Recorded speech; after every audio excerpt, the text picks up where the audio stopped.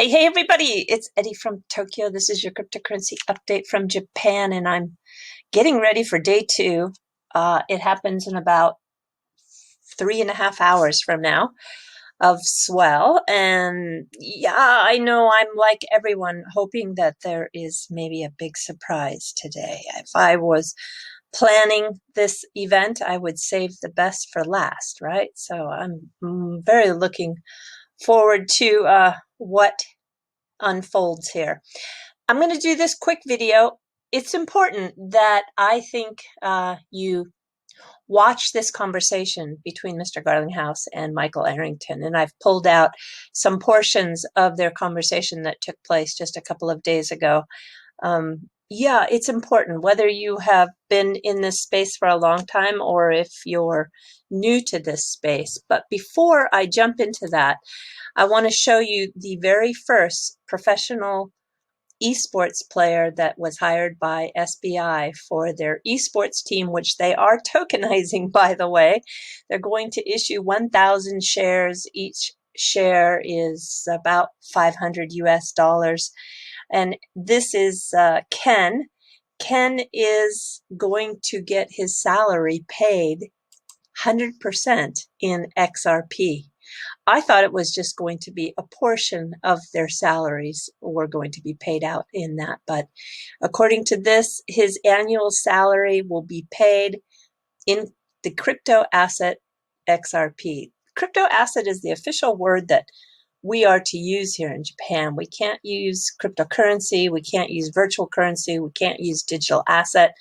It is like, you talk about regulation. They tell everyone in Japan exactly how it needs to be called. And so here in Japan, it is a crypto asset. Yeah, he's going to get XRP instead of Japanese yen based on the wishes of the player and the sponsorship contract with SBI VC Trade. So SBI VC Trade, of course, is the one of 4 exchanges that SBI has invested in. 2 of those 4 they own outright, wholly own. But I just find this fascinating. I'm really interested. This space is getting, interesting. And this is his channel.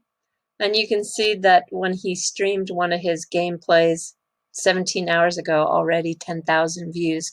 I'll put a link in the comment section below or the description so that you can take a look.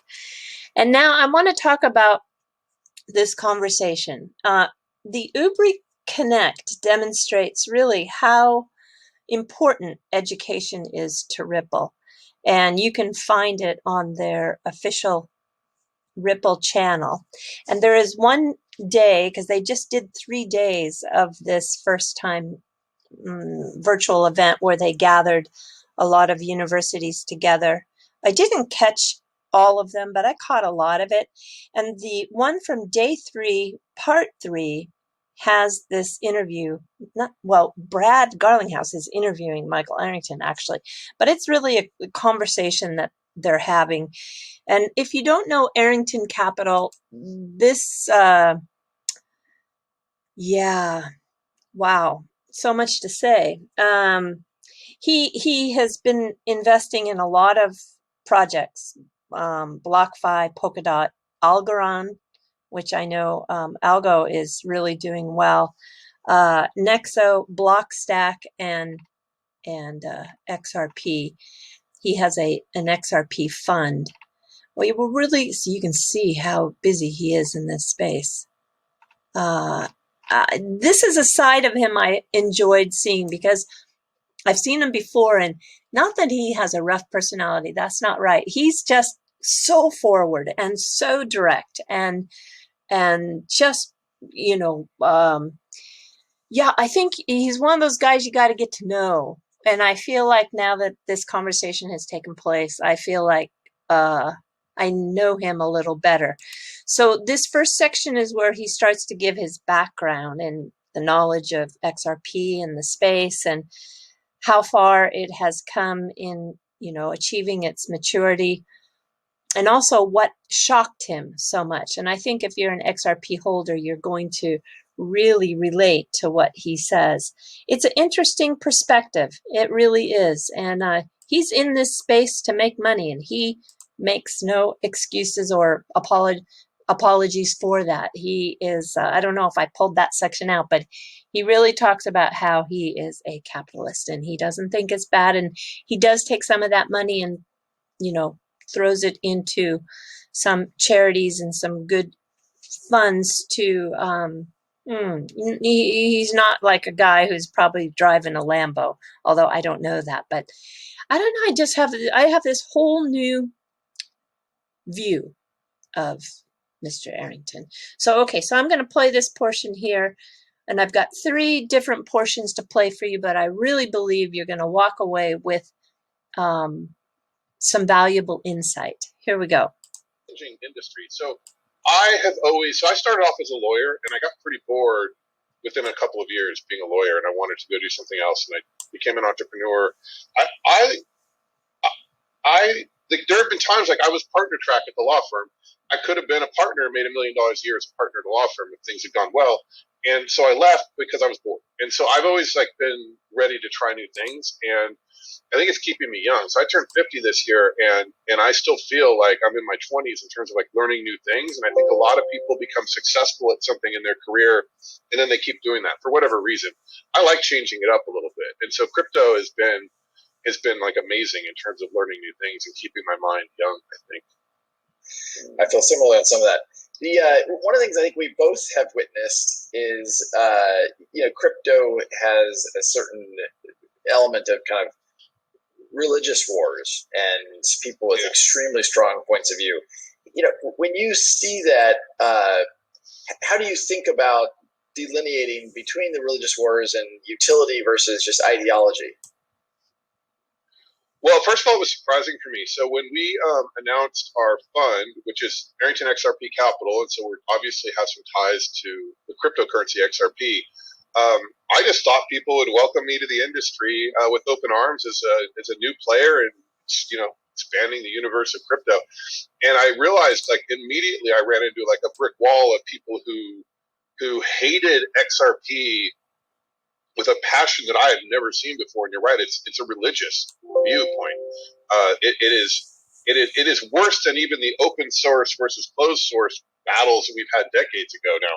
And so I was very surprised and shocked, actually, literally shocked at the people who hated me, who I never met just because I had chosen apparently one side of the crypto war.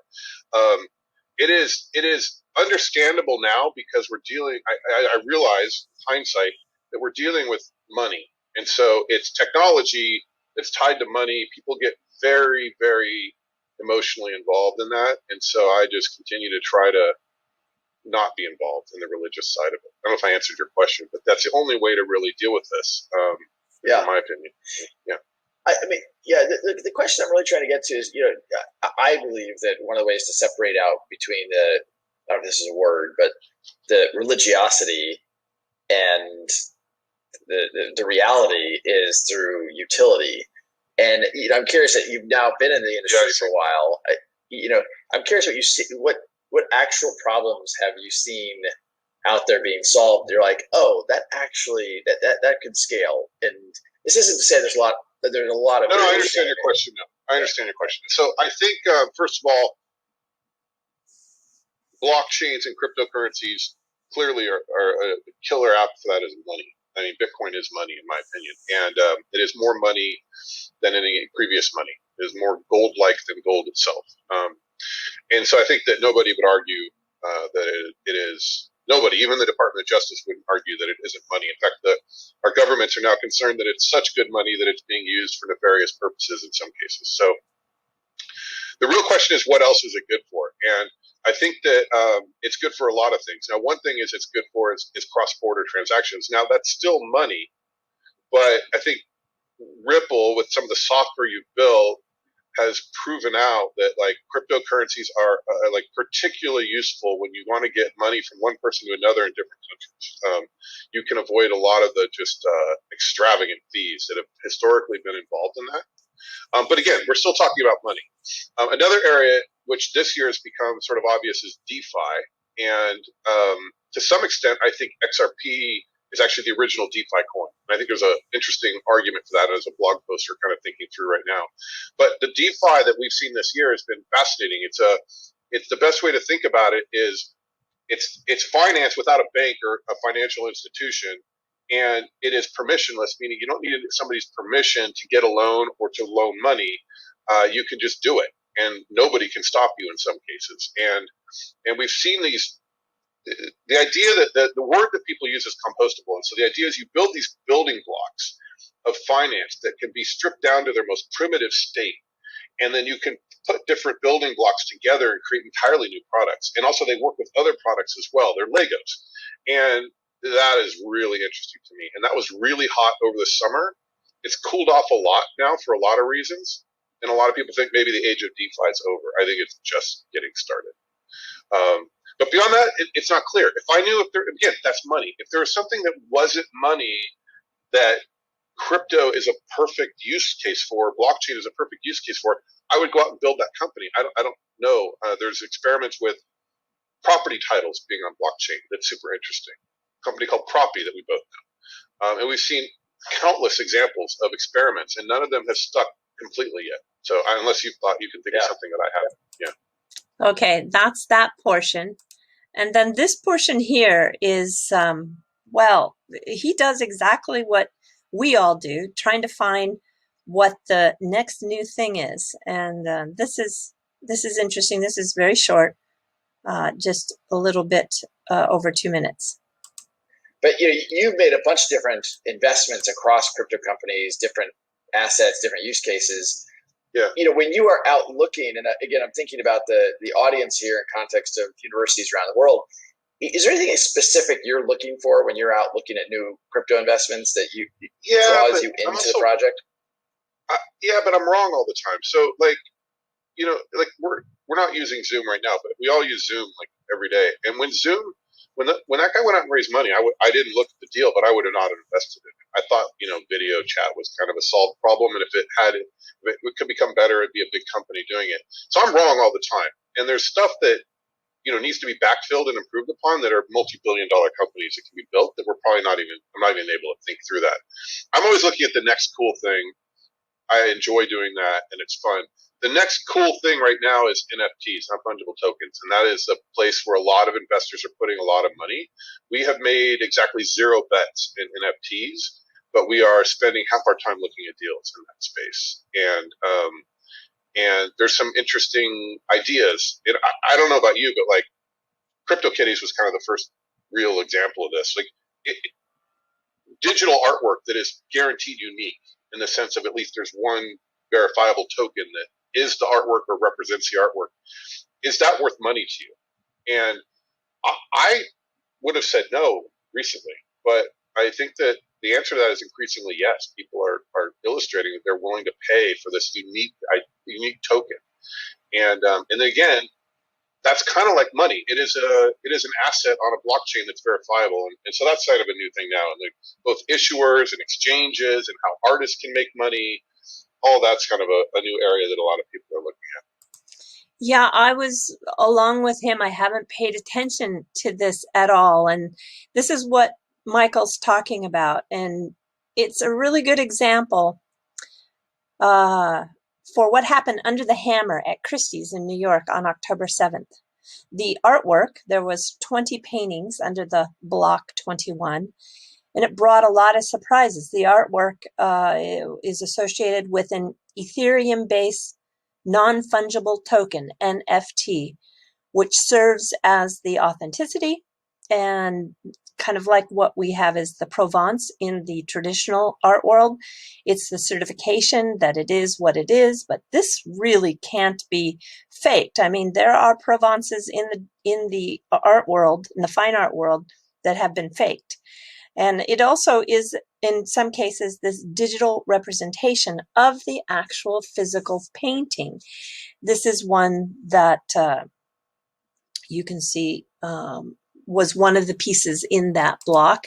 And then this one is titled Right Place, Right Time, and it sold for more than $100,000 US. The original was made or painted last November, and then it had the master non-fungible token that created 210 different artworks based on the Bitcoin price action. Yes, the competition, the compositions are created by an algorithm that the artist wrote. When you make that purchase, the NFT owner receives 21% of each sale thereafter. So that is the ROI on the token. This is the artist, and he wrote the algorithm and the layers with their mathematical output to create this complex, colorful manifestation of his creativity. And it's so interesting. He taught himself how to code, and these digital equivalencies to the studio traditions in his practice, I think, have opened up an incredibly new window for him as an artist. And then here we go, right before we jump into fluff, just one little short section. This is really short, like 1 minute long. I can't wait to show you fluff because I think it's one of my favorite ones I've ever done. But listen to just one more minute of this. All I know is the amount of debt around the world, but also in the U.S., is staggering. And unless you're a proponent of MMT, which argues that money doesn't matter, it's Bernie Sanders' school of economics, which is fine. Like maybe he's right. I don't think he is. So unless you argue money truly just doesn't matter, just a number on a spreadsheet, at some point debt needs to be paid back, and the only way for that to happen is for massive inflation at this point, because the debt levels around the world are just too large for it to be paid back if inflation were to be zero or even a low single-digit number. So because of that, we know inflation has to come. Serious inflation has to come in the next decade and a half. And so that, to me, makes things like gold and cryptocurrencies like absolutely compelling for anybody that has any savings at all and wants to preserve the purchasing power of that money. They either need to buy hard assets or they need to buy real money with them. And right, I don't know if that answered your question, but yeah, I'm concerned. The macro picture of the world right now is deeply concerning to me. But again, I was deeply concerned in 2008, and we kind of skated through it. Some people argue we just put the problem off a decade, and that's what I would argue as well, and that the problem is now much bigger than it used to be. So, yeah. Yeah, I agree. I think we'll look back, and I'm asking a question because I think it will be the next we can debate how many years, but what's going on globally right now, we would never have designed it, but I think it's going to be catalytic for a lot of the things, good for the whole industry, not just for what's going on across Team Ripple. But yeah, I'm going to shift gears a little bit, staying a little bit on the government topic. We're obviously a long ways past the days where Bitcoin emerged not just as a result of a financial crisis, but certainly as a use case for Silk Road. And you're seeing regulators continue to lean into crypto, some in a way of constructive, like, hey, central banks looking at digital currencies. Here in the U.S., I think you and I would probably agree there's still quite a bit of uncertainty. And you have seen some lawmakers try and rectify this with recent new legislation that's been introduced in Congress. Do you think? How do you think some of this plays out here in the United States? Do companies and investors, and even in your own investments, how much of it is spent looking outside the U.S. and how much is the regulatory dynamic a factor when you look at that? So again, like going back to first principles, I think the real issue here is, are cryptocurrencies a national security threat? I think a lot of people in government, sort of like career bureaucrats, actually spend time thinking about this, less so politicians. And I think that battle is probably waging inside of government. Is it a national security threat because it is the challenge to the dollar? That argument, I think, plays out in the background, but I think it ultimately affects policy. I could be wrong on this. I'm speculating, but it seems obvious to me is the same way that we must have inflation to pay off the debt. I think governments, including the U.S., are looking at cryptocurrencies with some skepticism. And part of the proof of that, again, or indirect evidence, is how they handled the whole Libra debacle with Facebook. I mean, they tore that project apart. 1 more minute.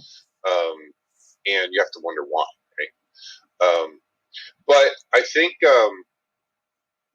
I think that what you're really getting at, though, is the regulatory environment in the U.S. in particular not conducive to entrepreneurial efforts in the cryptocurrency world. And again, I think the backdrop for me is I think there's discussion going on at the bureaucratic level of national security threat, but whatever the answer to that is, it's awful. And the amount of regulatory uncertainty has been staggering, and I've never seen it in Silicon Valley. And my career goes back to the mid-90s when the internet was first sort of born as a commercial entity, and the U.S. government backed off, and we saw massive growth in this country, massive economic growth because of that, in the trillions of dollars, definitely. And we're the global leader still.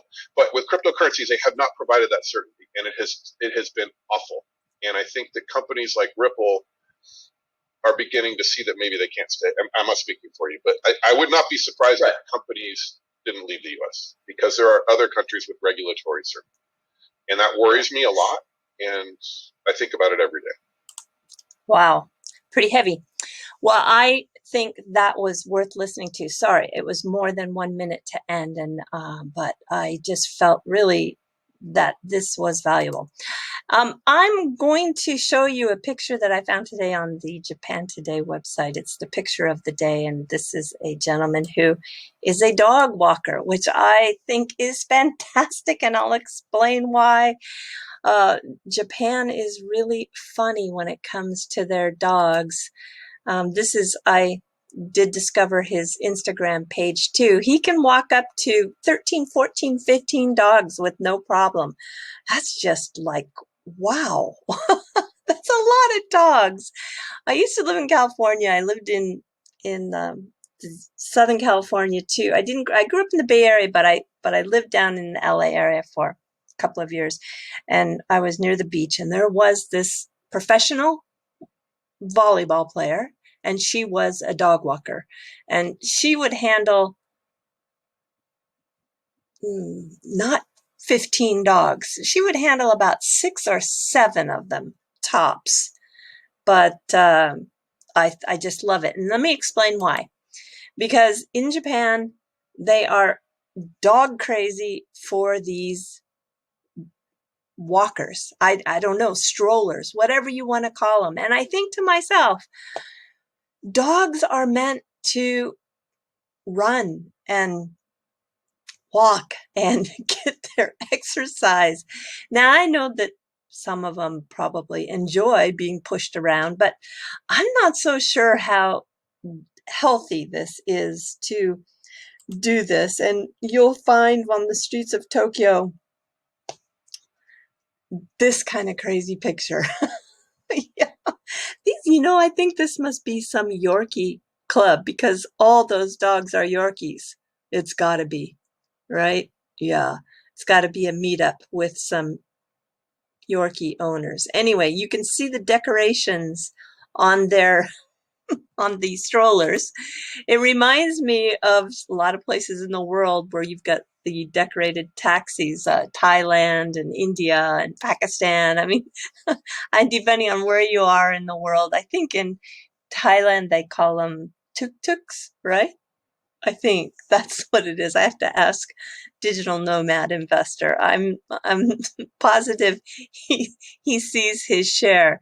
And they don't do that with taxis here, but if you've never seen a Decotora, these are the trucks. Now, they're usually out in the countryside, but there are truck drivers that are just crazy to make their trucks look like this. And it's a creative expression, right? They are just unbelievable in terms of their creativity and the money that's poured into these trucks to get them to look this way is, I'm sure, staggering.